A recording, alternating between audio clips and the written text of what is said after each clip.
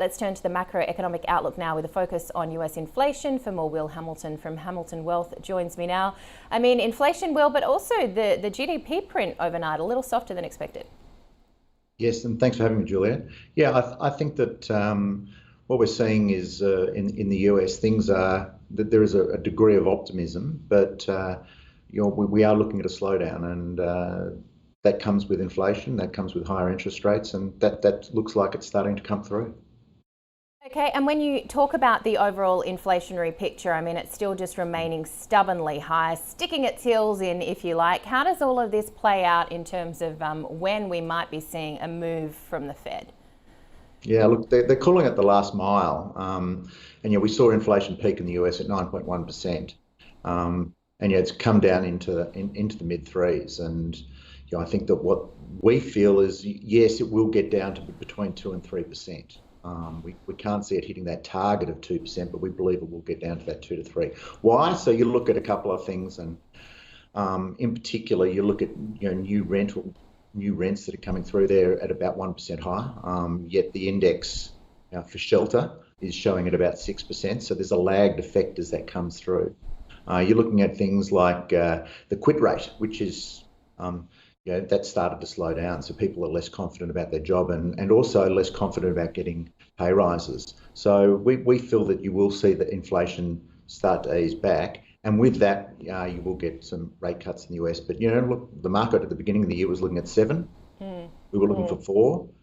Today, we're looking at 2, and we believe you'll probably get one of those before the US election. Yeah, a lot has changed since that pivot party potentially came too early in November. And with that in mind, and you talked about how people are feeling, more than half the US population, according to surveys, feel like they're in recession. Why do you think that is then? Yeah, look, we find this very interesting. And if you index the stock market, the S&P 500, even though the S&P 500 is trading at a high, if you index it, it's not. And so you look at that, you look at US housing, which is flatlined, you look at average weekly earnings, which are flatlined, unlike here in Australia. So people in the US just aren't feeling wealthy. Despite the GDP growth, despite the fact that the economy is performing, and there's this debate about soft landing, no landing, the man on the street is not feeling wealthy. What about the man on the street in the equity market, particularly if they're an Nvidia investor? I mean, they must be looking pretty good. Do you think that euphoria meter that you talk about being near an all-time high is going to pull back somewhat?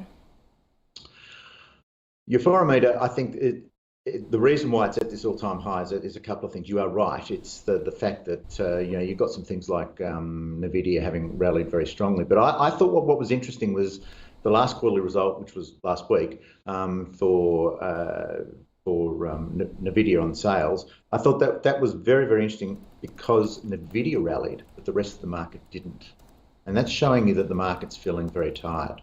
Now, there's nothing wrong with pullbacks. You get on average 4.5 pullbacks a year if you go back over time. And when I say pullback, that's over 5%. But the market's run hard. Nvidia's run very, very hard. But the other thing which I find interesting is with the Euphoria and how it's run after the fact. And this is where complacency gets in. So people start to come in after the fact. And why it didn't run earlier is people were seeing deposit rates, like for instance in Australia, you had TD rates at the beginning of this year at 5%. People were saying, well, I can get 5% on TDs.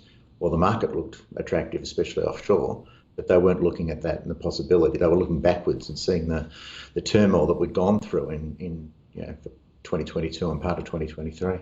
But Will, with just over 6 months now of the year left, do you think people that stay invested are going to look back and think that they have been rewarded for staying in the market? I think at the end of the year you will be from this point. But, I think this is going to be a classic sell in May and go away. Now, people that sell in May and go away means, that's the traders in the Northern Hemisphere. They close their books out, they trade because basically volume's not going to be there.